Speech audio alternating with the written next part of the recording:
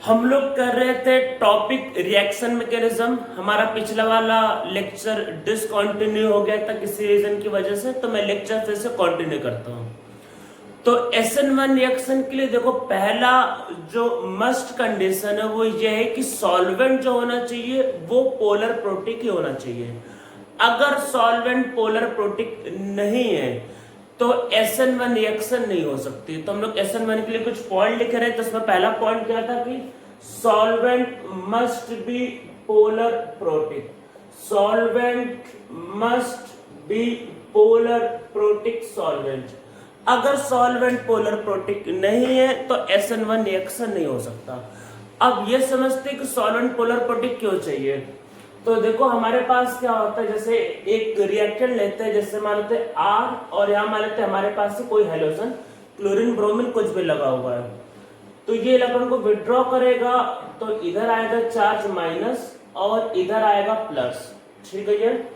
तो अब जैसे सॉल्वेंट एज्यूम कर लेते हैं, मान लेते हैं हमारे पास सॉल्वेंट है वाटर। तो वाटर में क्या होगा, H पे होता है प्लस चार्ज, तो ये माइनस चार्ज इस प्लस की तरफ क्या अट्रैक्ट हो गई है। और वैसे क्या होगा, R पे जैसे प्लस चार्ज है और वाटर में क्या होता है, ऑक्सीजन पे होगा माइनस चार्ज, तो ये इसकी तरफ अट्रैक्ट हो गई है। तो क्या होता है कि कार्बन का प्लस चार्ज ऑक्सीजन माइनस की तरफ अट्रैक्ट होगा और हाइड्रोजन का माइनस चार्ज हाइड्रोजन प्लस की तरफ अट्रैक्ट होगा। इसकी वजह से क्या होगा, इसकी बॉन्डिंग इससे स्टार्ट होगी और इसकी बॉन्डिंग इससे स्टार्ट होगी। तो इन दोनों के बीच का जो बॉन्डिंग होगा वो ब्रेक होने लगेगा। तो धीरे धीरे क्या होगा, दोनों के बीच का जो बॉन्डिंग होगा ब्रेक होने लगेगा और फाइनली बॉन्ड टूट जाएगा। तो RX बॉन्ड को तोड़ने में क्या होता है, या फिर कार्बन चेन और लिविंग ग्रुप का जो बॉन्ड होता है उसको तोड़ने में सिर्फ और सिर्फ आपका जो रोल होता है वो होता है सॉल्वेंट का। अगर सॉल्वेंट पोलर प्रोटिक नहीं लोगे तो सॉल्वेंट अगर पोलर प्रोटिक नहीं लिया तो कार्बन चेन और लिविंग ग्रुप का बॉन्ड नहीं टूट पाएगा और SN1 रिएक्शन नहीं हो पाएगा। तो ये ध्यान रखना है कि SN1 रिएक्शन के लिए सॉल्वेंट पोलर प्रोटिक ही होना चाहिए। तो ये जो हम लोग पहले रिएक्शन जो कर रहे थे R और लिविंग ग्रुप, इससे हमने क्या बनाया, R प्लस और लिविंग ग्रुप माइनस। ये ऐसा नहीं होता है कि ये रिएक्टेंट को कोई सपना आया और अपने आप बॉन्ड तोड़ दिया, खुद से नहीं होने वाला। इसको करने में सारा रोल किसका होता है, सॉल्वेंट का। सॉल्वेंट दिखाया नहीं जाता है या लिखा नहीं जाता है, पर सॉल्वेंट अगर नहीं है पोलर प्रोटिक तो रिएक्शन नहीं होगी। तो इसको तोड़ने में किसका रोल है, सॉल्वेंट के। इसलिए ध्यान रखना है कि आपका SN1 रिएक्शन के लिए सॉल्वेंट क्या होना चाहिए, आपके पास पोलर प्रोटिक होना चाहिए। अब इसमें देखो दूसरी बातें समझते हैं। ये जो बन रहा है, ये जो इंटरमीडिएट है, ये इंटरमीडिएट क्या है, कार्बोकटायन। अगर कार्बोकटायन इंटरमीडिएट है तो याद रखना है कि रीअरेंजमेंट हो सकता है। जब भी ऑर्गेनिक केमिस्ट्री में आपको कार्बोकटायन दिखाई दे तो रीअरेंजमेंट को नहीं बोलना है। तो एक less stable carbocation more stable carbocation में कन्वर्ट हो सकता है ड्यू टू या फिर बाय रीअरेंजमेंट। तो रीअरेंजमेंट के थ्रू क्या हो सकता है, कार्बोकटायन अपने आप को मतलब स्टेबल फॉर्म में कन्वर्ट कर सकता है। तो याद रखना है कि इसमें रीअरेंजमेंट इज पॉसिबल। तो ये याद रखना है कि रीअरेंजमेंट इज पॉसिबल। तो रीअरेंजमेंट इज पॉसिबल क्यों, क्योंकि कार्बोकटायन इंटरमीडिएट बनता है। जब भी केमिस्ट्री में कार्बोकटायन बने तो रीअरेंजमेंट को भाई नहीं भूलना है, बहुत ज्यादा आपको उसको ध्यान रखना है। और हम लोग फिर आगे समझते इसको ग्राफ को। तो देखो क्या होता है, पहले एक रिएक्टेंट था, इससे बना R प्लस और लिविंग ग्रुप माइनस, और इस पे न्यूक्लियोफाइल का अटैक हुआ और क्या बना, RNU। ठीक है, तो हम लोग इसको एक ग्राफ के फॉर्म में ड्रॉ कर लेते हैं पहले। तो देखो क्या हो गई है, इधर साइड आपके पास वही एनर्जी होता है, इधर एनर्जी को लेते हैं, और इधर साइड क्या होता है, दिस साइड क्या होता है, प्रोग्रेस ऑफ रिएक्शन। ये रिएक्शन का कैसे प्रोग्रेस होगा, जिसको हम लोग बोलेंगे कि आपके पास इधर क्या होता है, टाइम। तो इधर आपको टाइम लेना है। तो इधर प्रोग्रेस ऑफ रिएक्शन, इधर आपके पास टाइम। तो क्या होता है आपके पास, ये एक रिएक्टेंट फिर एक इंटरमीडिएट और फिर आपके पास प्रोडक्ट। तो ये जो स्टेट है ये होता है this is reactant, this is intermediate, ये इंटरमीडिएट होता है। ये आपके पास क्या होगा, ये आपके पास होगा प्रोडक्ट। रिएक्टेंट क्या है, ये रिएक्टेंट मीन्स क्या है R, और ये लिविंग ग्रुप ये रिएक्टेंट है, और RNU मीन्स न्यूक्लियोफाइल आ गया, तो RNU हमारा प्रोडक्ट है। इंटरमीडिएट क्या है, R पॉजिटिव इंटरमीडिएट है। ये हमारे पास है this is transition state 1 and this is transition state 2। तो देखो ट्रांजिशन स्टेट में क्या होता है, यहाँ पे इसके बीच में बॉन्डिंग है और यहाँ पे बन गया R पॉजिटिव। तो ट्रांजिशन स्टेट में हम लोग क्या होता है, बॉन्ड को टूटते हुए या फिर बॉन्ड को बनते हुए दिखाते हैं। तो यहाँ पे क्या दिखाना है आपको, दिखाना R और डॉट डॉट डॉट और लिविंग ग्रुप। मतलब यहाँ पे क्या हो रहा है कि R और लिविंग ग्रुप टूट रहा है। मीन्स देखो ऐसा होगा कि जैसे ये ट्रांजिशन स्टेट 1 कैसे लिखा जाएगा, देखो यहाँ पे आपके पास ये रिएक्टेंट है और ये इंटरमीडिएट है। तो इंटरमीडिएट में क्या है कि बॉन्ड टूट चुका है, तो ट्रांजिशन में क्या दिखाएंगे आपके पास, जैसे R और लिविंग ग्रुप है, ये आपके पास बॉन्ड टूट रहा है। देखो यहाँ पे कोई चार्ज नहीं है और यहाँ पे चार्ज क्या है, पॉजिटिव। मतलब धीरे धीरे चार्ज डेवलप हो रहा है और बाद में पॉजिटिव चार्ज आ गया। तो ट्रांजिशन स्टेट में इस पे दिखाना है डेल्टा पॉजिटिव और इस पे दिखाना है डेल्टा माइनस, और यहाँ पे बॉन्ड क्या हो रहा है, ब्रेक हो रहा है। तो यहाँ पे हम लोग लिख सकते हैं दिस इज डेल्टा पॉजिटिव क्योंकि पॉजिटिव चार्ज आ रहा है, और दिस इज डेल्टा नेगेटिव। अब एक बार ये डेल्टा नेगेटिव है, अब एक बार क्या है, अब एक बार अगर पॉजिटिव चार्ज आ गया, अब इस पे क्या होगा, न्यूक्लियोफाइल का अटैक होगा और धीरे धीरे देखो चार्ज खत्म होगा। धीरे धीरे चार्ज खत्म होगा तो ट्रांजिशन स्टेट 2 में क्या होगा, R फिर डेल्टा पॉजिटिव, धीरे धीरे चार्ज खत्म होगा तो डेल्टा नेगेटिव। तो पहले पॉजिटिव चार्ज आया, फिर पॉजिटिव चार्ज कम होगा, फिर हो जाएगा 0। तो ये आपका ट्रांजिशन स्टेट है, यहाँ बॉन्ड टूट रहा है, यहाँ बॉन्ड क्या हो रहा है, फॉर्म हो रहा है। तो ये हमारा एनर्जी डायग्राम होगा SN1 रिएक्शन के लिए। Reactant, intermediate, product. इंटरमीडिएट कैसा होता है, कार्बोकटायन। सो रीअरेंजमेंट क्या है इसमें पॉसिबल हो सकता है। अब हम लोग इसमें समझते हैं थोड़ा सा यही इंटरमीडिएट के बारे में, थोड़ा सा पहले समझते हैं इसमें स्टीरियोकेमिस्ट्री के बारे में। तो देखो आपके पास क्या होता है, जैसे यहाँ पे लगा है जैसे भाई X, Y और Z और ये एक लिविंग ग्रुप मान लेते हैं। तो इसमें क्या होगा, देखो आपके पास ये लिविंग ग्रुप बाहर निकल गया, ठीक है। ये हमारा क्या है, रिएक्टेंट है, और इसमें क्या है, लिविंग ग्रुप बाहर निकल गया। तो यह है X, यह है Y और यह है Z, और यहाँ पे बना कार्बोकटायन। कार्बोकटायन क्या होता है, देखो कार्बोकटायन क्या होता है, प्लेनर, ठीक है। कार्बोकटायन आपको पता है ये कैसा हाइब्रिडाइज है, sp2। तो ये प्लेनर मतलब प्लेनर मतलब कि sp2 ट्रायगोनल प्लेनर। अब देखो इस प्लेनर पे क्या होगा, न्यूक्लियोफाइल का अटैक ऊपर से भी हो सकता है, न्यूक्लियोफाइल का अटैक नीचे से भी हो सकता है।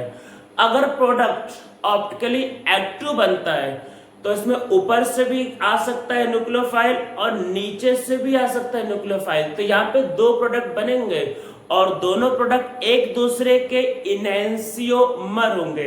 इनैंसियोमर आप लोगों को आइसोमेरिज्म में पढ़ाया गया है या पढ़ा होगा आप लोगों ने। इनैंसियोमर क्या होता है, दो मॉलिक्यूल एक दूसरे की मिरर इमेज। तो ये कैसा मॉलिक्यूल, ये मॉलिक्यूल है प्लेनर, प्लेन में है एक प्लेनर मॉलिक्यूल। अब इसमें न्यूक्लियोफाइल का जो अटैक है वो राइट से भी हो सकता है और लेफ्ट से भी हो सकता है क्योंकि प्लेनर है ये। तो यहाँ पे क्या होगा, प्रोडक्ट कैसे लिखा जाएगा, तो प्रोडक्ट देखो क्या होगा भाई X Y Z, और यहाँ पे न्यूक्लियोफाइल ऐसा भी आ सकता है कि इधर साइड से जोड़ दिया, या आपके पास हो सकता है भाई ये X और न्यूक्लियोफाइल इधर से आ जाए और Y और ये Z, ये दोनों पॉसिबिलिटी हो सकती है। तो अब ये दो प्रोडक्ट बनेंगे, इसमें राइट से भी आ सकता है लेफ्ट से भी आ सकता है। ये दोनों एक दूसरे के क्या कहलाएंगे, ये दोनों एक दूसरे के कहलाएंगे ये इनैंसियोमर। अब इसमें देखो कुछ बातों को समझते हैं। जिधर से लिविंग ग्रुप निकल रहा है, जिधर से लिविंग ग्रुप निकल रहा है, अगर उधरी न्यूक्लियोफाइल आके जुड़ा, अगर जिधर से निकल रहा है उधरी आके जुड़ता है तो हम लोग बोलेंगे क्या हो रहा है, रिटेंशन। रिटेंशन का मतलब ऐसा होता है कि अगर ये R है तो ये भी R होगा, अगर ये S है तो ये होगा S। रिटेंशन का मतलब कि जो ऑप्टिकल प्रॉपर्टी थी वो रिटेन कर गई, वो चेंज नहीं हुआ। मीन्स जिधर से लिविंग ग्रुप निकला अगर उधर ही आया तो हम बोलेंगे रिटेंशन हुआ। जिधर से लिविंग ग्रुप निकला अगर उसके उल्टे साइड न्यूक्लियोफाइल आया तो हम लोग ये बोलेंगे ये आपके पास क्या है, इन्वर्जन। तो ये आपके पास है इन्वर्जन और ये आपके पास है रिटेंशन। तो फिर अब आपको याद क्या रखना है कि SN1 रिएक्शन में रिटेंशन और इन्वर्जन दोनों बनता है। अब हम लोग इसके लिए एक वर्ड यूज करते हैं रेसमाइजेशन। याद करो रेसमाइजेशन, जहां पे क्या होता है एक मॉलिक्यूल और उसका मिरर इमेज जिसको बोलते हैं इनैंसियोमर दोनों होते हैं। तो यहाँ पे क्या आपको लिखना है कि in SN1 reaction, in SN1 reaction racemization take place. तो रेसमाइजेशन होता है, रेसमाइजेशन का मतलब क्या है कि पहले ये था अब इसकी जगह दो बन गए। तो एक मॉलिक्यूल में इधर न्यूक्लियोफाइल, एक मॉलिक्यूल में इधर न्यूक्लियोफाइल, मींस एक दूसरे के मिरर इमेज। तो यहाँ पे क्या बोलेंगे रेसमाइजेशन। तो in SN1 reaction racemization take place. तो यहाँ पे क्या होता है रेसमाइजेशन होता है। अब क्वेश्चन कई बार ये आता है क्या कंप्लीट रेसमाइजेशन। कंप्लीट का मतलब यह है कि देखो रेसमाइजेशन क्या होता है, रेसमिक मिक्सचर क्या होता है, racemic mixture is optically inactive. क्यों ऑप्टिकली इनएक्टिव होता है, उसमें 50% मॉलिक्यूल होता है, 50% उसका मिरर इमेज होता है, दोनों को मिलाओगे तो नेट ऑप्टिकल रोटेशन क्या होता है, 0। तो अब क्वेश्चन ये आता है क्या ये जो सोल्यूशन जो बनेगा क्या ये 100% ऑप्टिकली इनएक्टिव होगा। तो इसका आंसर है नो, इसमें 100% रेसमाइजेशन नहीं होता। इसमें इन्वर्जन वाले का प्रोडक्ट रिटेंशन वाले से थोड़ा सा ज्यादा होता है। जैसे ये अगर 48% है तो ये 52%। अब पहले समझ लेते हैं ये ज्यादा क्यों होता है। देखो ज्यादा क्यों होता है ये, देखो जब आप इस बॉन्ड को तोड़ोगे तो लिविंग ग्रुप क्या है इधरी साइड से तो निकल रहा है ना, इधर पे क्या आ रहा है माइनस चार्ज। जैसे अब देखो क्या होगा, जो बॉन्ड तोड़ेंगे तो बॉन्ड जब तोड़ेंगे तो लिविंग ग्रुप इधर से निकलेगा और यहाँ पे आएगा प्लस। अब देखो न्यूक्लियोफाइल को अटैक करना है, न्यूक्लियोफाइल पे चार्ज क्या है माइनस। अब इस पे भी माइनस चार्ज, लिविंग ग्रुप इधर से निकल रहा है, इस पे भी माइनस चार्ज है। तो अब जैसे ही निकलेगा ये तो देखो होगा क्या कि न्यूक्लियोफाइल को इधर साइड से अटैक करने में दिक्कत होगा स्टार्टिंग में, क्योंकि यहाँ पे भी न्यूक्लियोफाइल निकल रहा है और पीछे साइड वाला पूरा खाली इसको आपका अटैक करने लगेगा। आप समझो मैं बताना क्या चाह रहा हूँ। जैसे मान लो ये मॉलिक्यूल है, अभी लिविंग ग्रुप निकल रहा है, अब लिविंग ग्रुप निकल रहा है, इस पे चार्ज माइनस, ठीक है। तो जब इधर से माइनस चार्ज निकल रहा है तो इधर से न्यूक्लियोफाइल को आने में दिक्कत होगी। इधर से न्यूक्लियोफाइल नहीं आएगा तब तक क्या होगा, न्यूक्लियोफाइल इधर से आने लगेगा। तो इधर से आने लगेगा तो उल्टे साइड से आ रहा है तो यहाँ पे क्या होने लगेगा, इन्वर्जन होने लगेगा। और जब ये निकल जाएगा तब क्या होगा, इधर से आना स्टार्ट होगा। तब तक क्या होता है कुछ % इन्वर्जन बन जाता है। तो इसलिए इन्वर्जन का अमाउंट क्या होता है, रिटेंशन से ज्यादा होता है, ध्यान रखना है। तो जिधर से लिविंग ग्रुप निकल रहा है इधर से न्यूक्लियोफाइल को अप्रोच करने में दिक्कत होगी, इसीलिए रिटेंशन का अमाउंट कम होगा। तो अब इसमें कुछ बातों को याद रखना है कि in this reaction 100% racemisation does not take place। 100% racemisation नहीं होता है, ठीक है। थोड़ा सा ऑप्टिकली एक्टिव प्रोडक्ट मतलब slightly in this inverted product means inversion वाला inverted product is more than the retention या retained product। in this inverted product is more than the retained product। तो इन्वर्टेड वाला जो होता है रिटेंशन वाले से ज्यादा होता है। ओवरऑल सॉल्यूशन क्या है, ऑप्टिकली एक्टिव। तो आप क्या बोलोगे, ओवरऑल सॉल्यूशन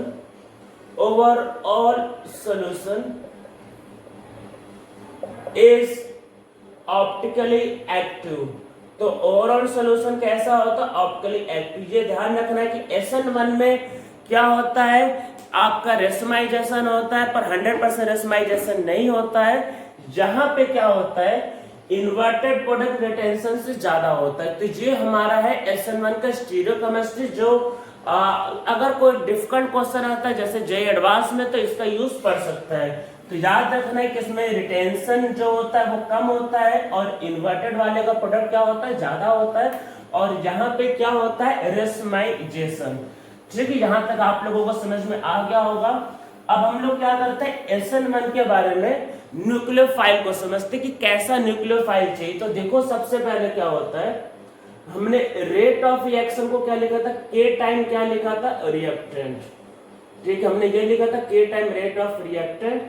अब रेट जो होता है इसमें आपके पास न्यूक्लियोफाइल का तो टर्म ही नहीं आ रहा। इसका मतलब यह है कि जो SN1 रिएक्शन का जो रेट है वो न्यूक्लियोफाइल के कंसंट्रेशन पे और न्यूक्लियोफाइल के नेचर पे, दोनों पे डिपेंड नहीं करता है। तो क्या याद रखना है कि SN1 रिएक्शन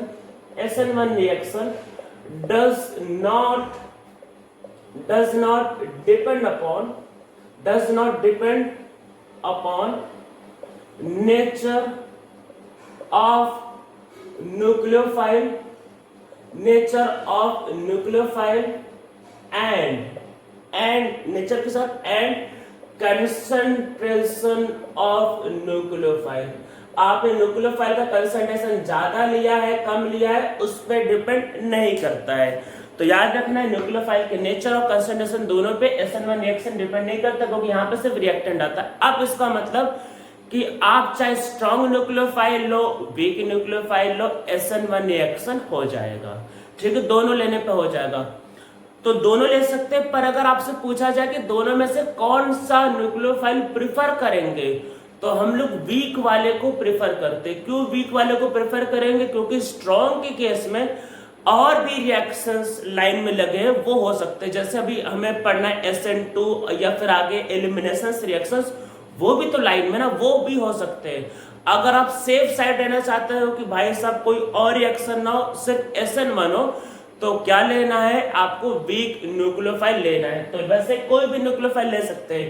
तो ये ध्यान रखना, मैंने ये कहीं नहीं बोला कि वीक ही लेना है, मैंने बोला कोई भी ले सकते हैं, पर वीक वाले को प्रेफर करते हैं। तो इसमें क्या होता है कि एनी न्यूक्लियोफाइल, तो कोई भी ले सकते हैं, बोला डिपेंड नहीं कर रहा तो कोई भी ले लो।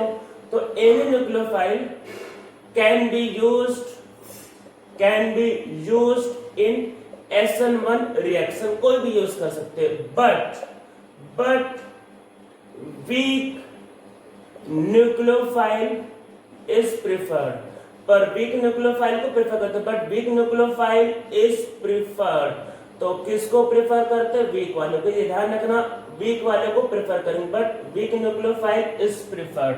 तो लेने को तो कोई भी ले लो, पर प्रेफर कौन सा न्यूक्लियोफाइल होगा, प्रेफर्ड होगा वीक वाला। स्ट्रॉन्ग वाले में और भी रिएक्शंस है वो हो सकते हैं। ठीक है, तो वीक वाले को प्रेफर करते हैं। वीक न्यूक्लियोफाइल के एग्जांपल जैसे वाटर, अरे लिखा था हम लोगों ने न्यूक्लियोफाइल में, वाटर हो गया, अल्कोहल हो गया। अब SN1 रिएक्शन में नॉर्मली होता क्या है, जो सॉल्वेंट होता है वही न्यूक्लियोफाइल की तरीके से काम करता है, नॉर्मली ऐसा होता है। इसीलिए हम लोग कई बार SN1 रिएक्शन को बोलते हैं सॉल्वोलिसिस। तो अब वही लिखते हैं आपके पास, normally in SN1 reaction solvent itself act like nucleophile. तो सॉल्वेंट जो होता है वो खुद न्यूक्लियोफाइल के तरीके से काम करता है। तो solvent itself act like nucleophile, so SN1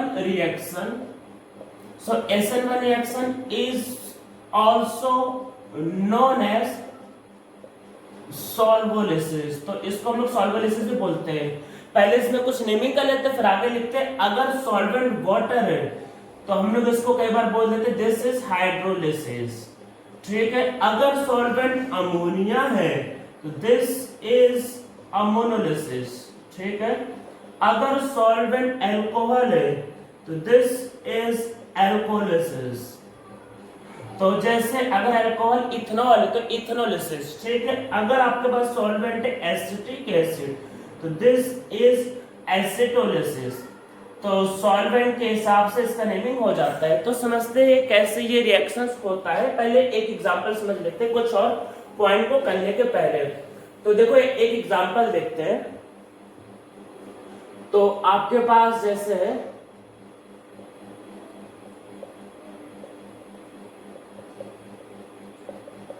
जैसे ये एक मॉलिक्यूल है, हमने इसको वाटर में डाल दिया, तो वाटर आपको जैसे मैंने बताया एक पीपीएच सॉल्वेंट है, इसको तोड़ने में हेल्प करेगा, तो ये टूट जाएगा, धीरे धीरे टूटेगा, टूट जाएगा, स्लो स्टेप होगा, स्लो होगा पर टूट जाएगा। तो क्या बनेगा CH3 CH3 CH3 और क्या है पॉजिटिव चार्ज। ठीक है, अब पॉजिटिव चार्ज आ गया। अब आपको पता है वाटर जो है वो खुद एक न्यूक्लियोफाइल है, तो वो खुद जाके अटैक कर देगा, तो उसको किसी और की जरूरत नहीं है, ये खुद एक न्यूक्लियोफाइल है।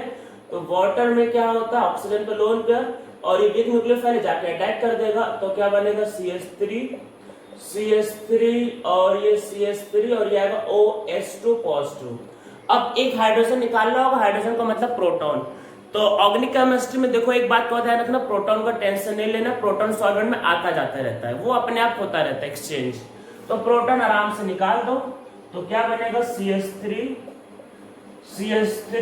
और OH और H पॉजिटिव। ठीक है, तो ये हमारा आ गया प्रोडक्ट। तो यहाँ पे देखो क्या हुआ कि वाटर खुद एक्ट कर रहा है एक आपका न्यूक्लियोफाइल के जैसे, तो इसलिए ये रिएक्शन आपके पास क्या कहलाएगा, ये रिएक्शन आपके पास कहलाएगा हाइड्रोलिसिस। तो SN1 रिएक्शन में क्या होता है कि जो सॉल्वेंट होता है वो खुद ही एक्ट करता है कैसे, न्यूक्लियोफाइल के जैसे। ठीक है, ये अब हम लोग देखते हैं कि जो SN1 रिएक्शन का जो रेट होता है वो किस किस फैक्टर पे और डिपेंड करता है। तो देखते हैं पहले इसमें factors affecting rate of SN1 reaction. तो SN1 का रिएक्शन का जो रेट होता है किस किस फैक्टर पे और डिपेंड करता है। तो सॉल्वेंट क्या नेचर क्या होना चाहिए, पोलर प्रोटिक, मैंने बोल दिया। न्यूक्लियोफाइल कोई भी लो, उसका रेट का कोई मतलब नहीं। इसमें जो बहुत मैटर करता है वो कार्बोकैटायन की स्टेबिलिटी। देखो कार्बोकैटायन इंटरमीडिएट बनता है, अगर कार्बोकैटायन बाय चांस प्राइमरी है तो प्राइमरी कार्बोकैटायन क्या होता है, बहुत अनस्टेबल होता है, तो उसमें मतलब SN1 रिएक्शन करवा पाना एक तरीके से समझ लो इम्पॉसिबल है वो। तो उसमें क्या होता है कि जो रेट ऑफ जो रिएक्शन होता है वो आपके पास डिपेंड करेगा, वही जैसे मान लेते हैं भाई RX, मान लेते हैं भाई ये एल्केन हैलाइड है, तो एल्केन हैलाइड जैसे मान लेते हैं कैसा, अगर कार्बन टर्सरी होगा तो टर्सरी एल्केन हैलाइड, तो ये क्या होगा 3 डिग्री 2 डिग्री और 1 डिग्री, और उससे भी कम होगा CH3X। तो ये इसमें ऑर्डर होगा, जैसे मान लेते हैं आपके पास जैसे भाई R C R और X। तो अगर टर्सरी होगा तो इसका जो कटायन बनेगा वो टर्सरी बनेगा, इसमें रिएक्शन फास्ट होगा। अगर आपके पास ये सेकेंडरी है तो रिएक्शन स्लो होगा, अगर आपके पास प्राइमरी है तो रिएक्शन स्लो होगा। जैसे जैसे कार्बोकैटायन की स्टेबिलिटी बढ़ेगी रेट ऑफ SN1 रिएक्शन बढ़ेगा। तो याद रखना है कि S stability of carbocation increases rate of SN1 reaction increases। तो जैसे जैसे कार्बोकैटायन की स्टेबिलिटी बढ़ेगी रेट ऑफ SN1 रिएक्शन क्या होगा, बढ़ेगा। ठीक है, अब मैं आप लोगों से एक क्वेश्चन पूछने जा रहा हूं, उसको बहुत ध्यान से देखना। जैसे मान लेते आपके पास ये एक मॉलिक्यूल है और इसमें है H2O, SN1 करवा रहे हैं, ये लिख क्या है कि SN1 करवाओ। ठीक है, तो SN1 में क्या होगा CH3 पॉजिटिव और वाटर जुड़ जाएगा, H+ को निकाल देना, ये आपके पास CH3 और OH, इसका मान लेते रेट 1। ठीक है, रेट 1 है, ये पहला रिएक्शन लिया। एक दूसरा रिएक्शन हम लोग कराते हैं,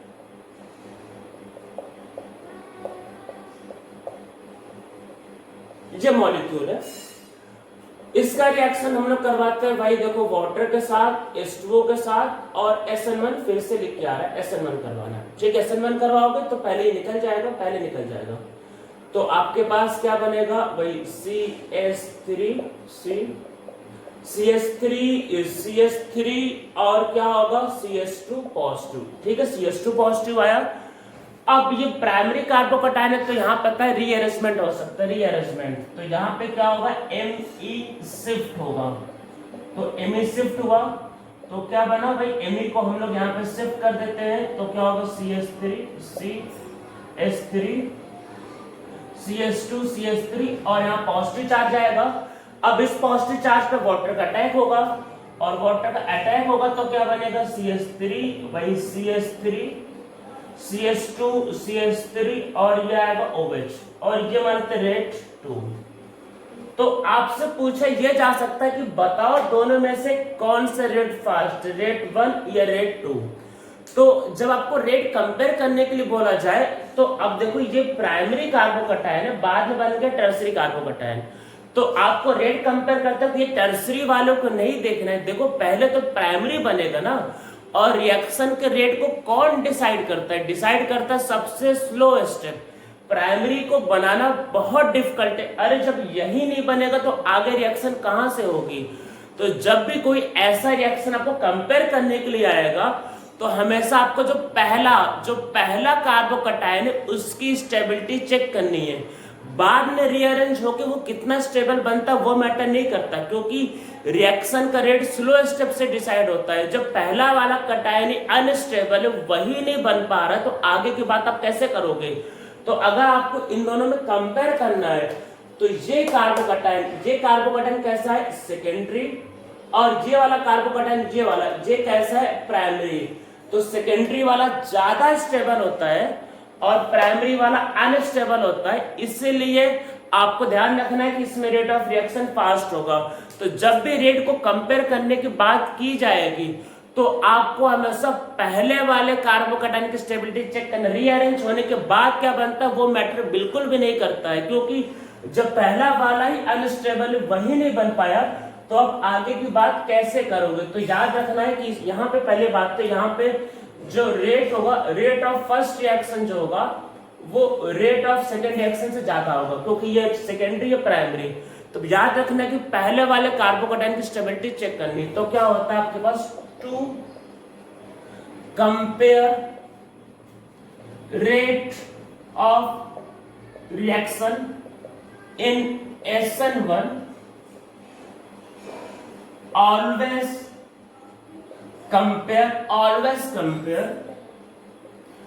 stability of first carbocation, always compare stability of first carbocation। तो पहले वाले कार्बोकैटायन की स्टेबिलिटी चेक करनी है, ऐसे नहीं कि रीअरेंज आप बोलो अरे सर रीअरेंज होकर ये हो रहा है, वो सब बात की बात है। पहले क्या बना, जब वही नहीं बना तो आगे की स्टोरी कहां से चालू होगी। तो to compare rate of reaction in SN1 always compare stability of first carbocation. तो हमेशा पहले वाले कार्बोकैटायन की स्टेबिलिटी को चेक करना है, ये बात ध्यान रखनी है। पहला वाला कार्बोकैटायन जितना स्टेबल होगा, रेट ऑफ द रिएक्शन क्या होगा, उतना हाई होगा। और ये बात हमेशा याद रखना है कि जब भी कार्बोकैटायन बने तो रीअरेंजमेंट हो सकता है, ठीक है, रीअरेंजमेंट हो सकता है। हम लोग अब इसमें दूसरी बात समझते हैं लिविंग ग्रुप के बारे में। लिविंग ग्रुप जितना अच्छा होगा उतना आराम से छोड़ के चला जाएगा, तो वैसे वैसे रेट ऑफ द रिएक्शन बढ़ेगा। तो क्या देखना है कि इसमें as leaving ability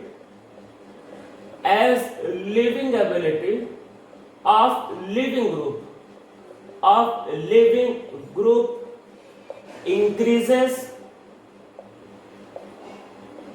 rate of reaction also increases. तो रेट ऑफ द रिएक्शन क्या होगा, बढ़ेगा। जैसे फ्लोरीन, क्लोरीन, ब्रोमीन और आयोडीन, सबसे अच्छा लिविंग ग्रुप कौन है, आयोडीन। तो जैसे क्या होगा, एक सिंपल RI का रेट फास्ट होगा, उससे स्लो होगा RBr का, उससे स्लो होगा R से, उससे स्लो होगा RF। ये आपके पास है, this is rate of SN1 reaction.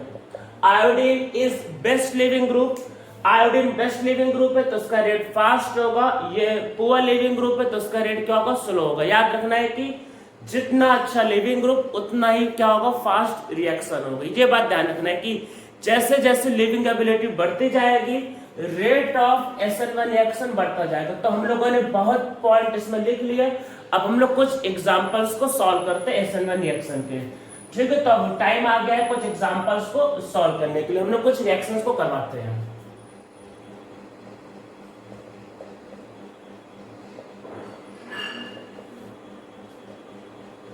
तो कुछ ने आयोडीन की जगह OH, बार बार अब मैकेनिज्म लिखने की जरूरत नहीं है।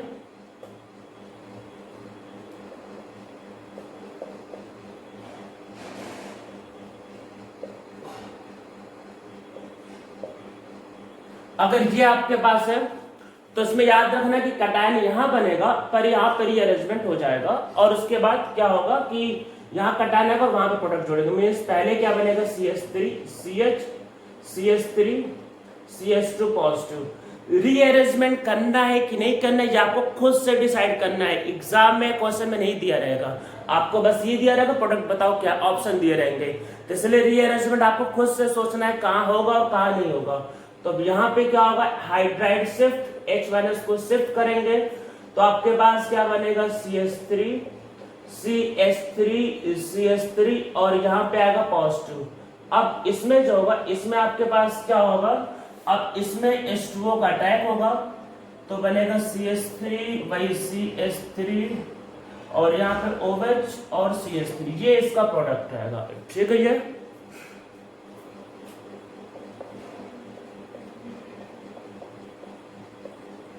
अब CH3OH, अब सॉल्वेंट मैंने चेंज कर दिया, मिथेनॉल इथेनॉल कोई भी पोलर प्रोडक्ट सॉल्वेंट हो सकता है।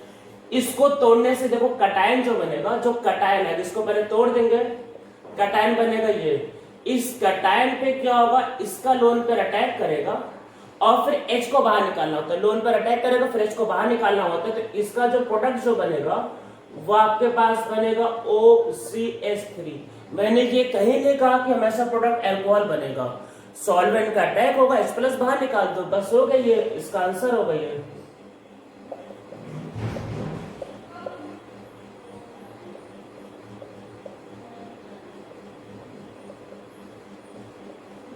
ब्रोमीन बाहर, ये यहां, तो इसका क्या है आंसर, CH3 CH2 मैंने ET लिख दिया। ठीक है, तो कोई भी सॉल्वेंट हो सकता है इसमें।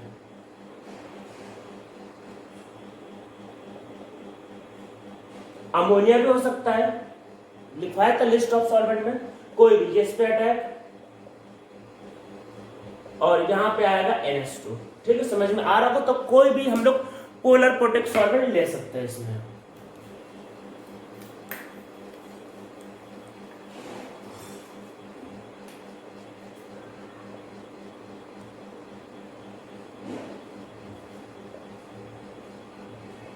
अब ये रिएक्शन देखते हैं। तो देखो जब ब्रोमीन यहां पे जुड़ा है तो पहले ब्रोमीन बाहर निकलेगा। अब ब्रोमीन के बाहर निकलते ही इस वाले पे आए पॉजिटिव चार्ज, रिंग के बाहर positive charge, ring expansion, ring expansion. तो यहां खुद से करवाना रिंग एक्सपेंशन, कैसे, इसको 1, इसको देना होता है 2 और आपको कहा था इसको दे देना 3, अगले वाले को 3। मैंने रूल क्या क्या बताया था, 2 और 3 के बॉन्ड को तोड़ना है, 1 और 3 के बॉन्ड को जोड़ना है और पॉजिटिव चार्ज शिफ्ट होगा 1 से 2 पे। तो ये करवा के देखना, तो क्या बनेगा, एक 5 मेंबर करेंगे, उस पे आएगा पॉजिटिव चार्ज। अब इस पे क्या जोड़ना है, इस पे वही जो हमारा सॉल्वेंट है, सॉल्वेंट क्या है, वाटर। तो H2O को अटैक करा दो और H को बाहर निकाल देना, तो हमारा जो आंसर होगा वो आ जाएगा, ये हमारा प्रोडक्ट है। ठीक है, तो रिंग एक्सपेंशन, रिंग कॉन्ट्रैक्शन करवाना नहीं भूलना है। तो रिंग के बाहर जैसे ही पॉजिटिव चार्ज दिखाई दे तो तुरंत आपको क्या करना है, तुरंत आपको करवाना है रिंग एक्सपेंशन। तो देखो इसमें और क्या हो सकता है,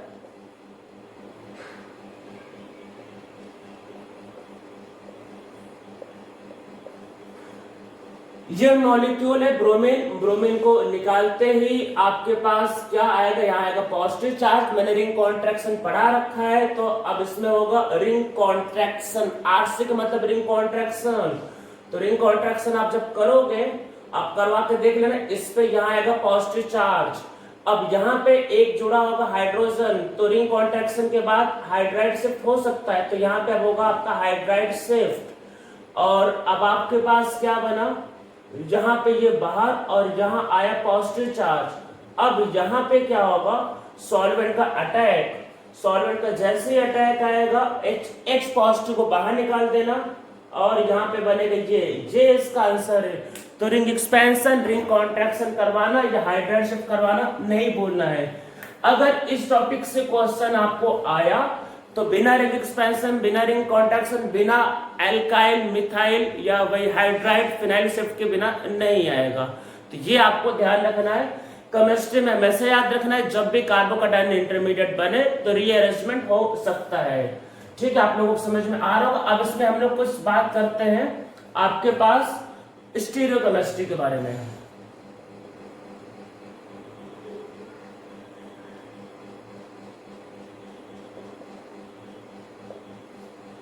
तो ये वाला कार्बन कैसा है, कायरल कार्बन है। अभी तक कायरल नहीं है, तब कायरल कार्बन है।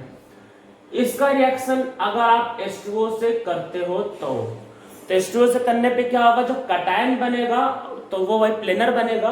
तो इसमें देखो जो आप प्रोडक्ट जो लिखोगे, एक तो आप इधर ही ओवेस दिखाओगे, तो यहाँ पे Me, Et और H, तो ये जो सेम है ये क्या बनेगा, रिटेंशन, ये होगा रिटेंशन प्लस दूसरा वाला क्या बनेगा, सेकंड वाला आपके पास होगा इन्वर्जन। तो होगा OH, Me, Et और H, ये होगा इन्वर्जन। और ये याद रखना है कि इन्वर्जन वाला थोड़ा सा ज्यादा होता है, मतलब ये 52-53% होगा, ये 47-48% होगा। तो अगर ऑप्टिकली एक्टिव आ गया तो उसका मतलब उसमें फिर इन्वर्जन और रिटेंशन आप दोनों प्रोडक्ट फॉर्म करोगे। तो ये हो गया कुछ SN1 के एग्जांपल। हम लोगों ने अभी तक जो केस करा वो था SN1 इन एल्किल हैलाइड। हमने अभी तक एल्किल हैलाइड से क्या बनाया, एल्कोहल या बनाया ईथर। अब हम लोग आगे करेंगे SN1 इन एल्कोहल। तो ये पहला टॉपिक था, SN1 का पहला पार्ट था। तो हम लोगों ने इसमें क्या किया, SN1 इन एल्किल हैलाइड। फिर हम लोग अब करेंगे आगे SN1 इन एल्कोहल अगले वाले लेक्चर में।